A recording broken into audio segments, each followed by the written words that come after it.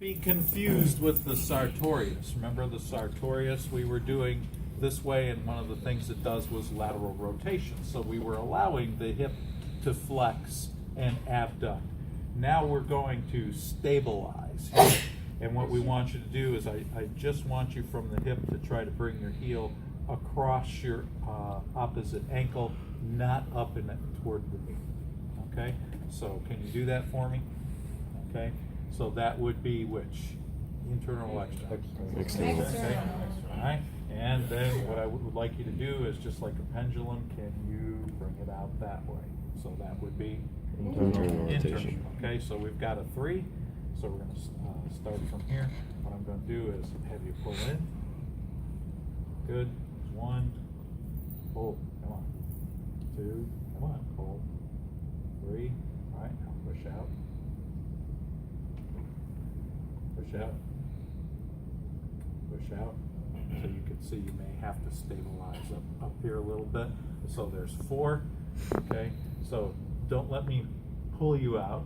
Hold. 1, 2, 3. Okay. Come over here. Don't let me push you in. Hold. 1, 2, 3. So there's 3 through 5. I'm not sure I really like how they do 2, but I'm going to show you. Why supine? You were on or above the malleolus? Above. Okay. Do you apply less pressure for internal rotation than external rotation, or do you do about the same? Accommodating. He was really, raising up. So then I had to go and lean more on the upper thigh to keep it down, to be able to apply some resistance. So again, you got to allow the motion. If you know they had full range with a 3, try to allow full range with a 4. And if you feel like, boy, I can't really put any resistance on as they're getting toward end range, then they're not a 4. Okay, so this one is simply, can you turn your foot out? So that would be lateral rotation. And can you turn your foot in from the hip? Roll your leg in. Okay, so it's roll your leg in, roll your leg out. I don't really like these because not only are they gravity reduced, but they're going with gravity. Okay, so you may not have any motion at all. You might just be able to really be good at relaxing your internal rotators and let it flop, and then conversely relax your external rotators and let it flop.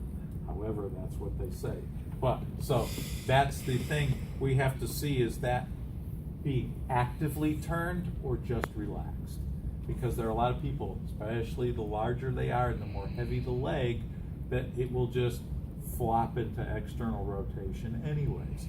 So the key is, kind of here, turn your whole leg out. So you want to feel, are they actively doing that?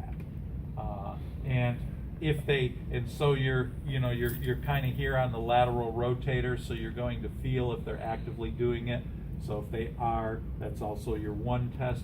There's no real way to get in to the internal rotators because they're on the lesser trochanter, and we don't really want to be palpating up in that area.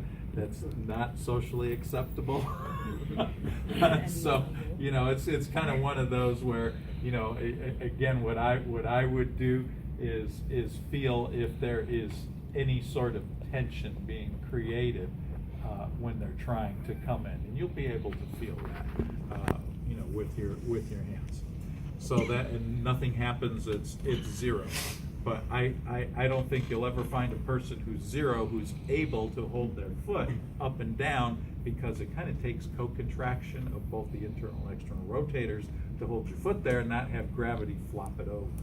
So it's kind of one of those things. Again, the book has certain definitions which you must go by, but clinically, if they can hold their foot up, they've got some tone in both of them. So they would be at least a 1. If the foot just flops one way or the other, they without being able to resist that, then they might be a true 0.